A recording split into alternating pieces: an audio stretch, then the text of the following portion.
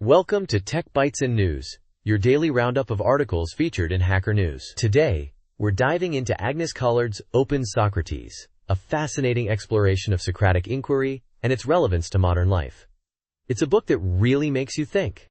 I've heard whispers about this one. So what's the core argument? Is it just about asking questions, or is there something deeper? It's much more than just question everything. Callard argues that the Socratic method isn't a mere rhetorical trick. It's a profound approach to knowledge that challenges our fundamental assumptions. She uses Cromwell's letter as a great example. He urged others to self-examine, but conveniently ignored his own actions. Hypocritical, right? So it's about genuine self-reflection, not just intellectual posturing. But how does this connect to everyday life? Does the book offer practical advice? That's where it gets interesting. Callard introduces the Tolstoy problem, that nagging existential question of life's meaning that can hit even at the height of success. Tolstoy, despite his wealth and fame, was nearly driven to suicide by this question. It's a powerful illustration of how avoiding these untimely questions can be incredibly damaging. Wow. So the book isn't a self-help guide then? More of a philosophical exploration? Exactly. It's about confronting these difficult questions head-on, not running away from them. Callard argues that Socrates provides a model for navigating this, emphasizing the importance of consistent self-examination, even if it's uncomfortable. He was famously ugly, and his hygiene was questionable, yet he stuck to his principles. Interesting. So Socrates' personal life is relevant to the argument? I see.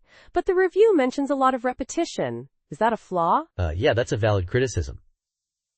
The review points out that Callard's style, while jargon-free, can be repetitive. She often re-explains points, which, while helpful for some, might feel tedious to others.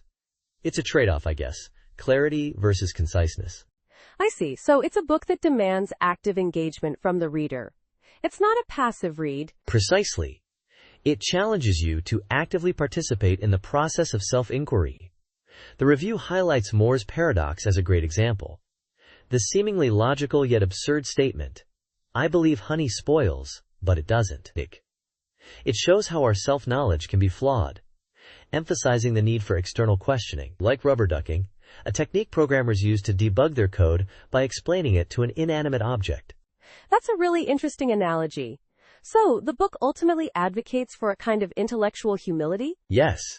Callard portrays Socrates as both a midwife, helping us birth new understanding, and a gadfly, annoyingly challenging our assumptions. The book concludes with Socrates' death, highlighting the courage required for honest self-reflection, even in the face of mortality. It's a powerful message about the importance of facing our own limitations.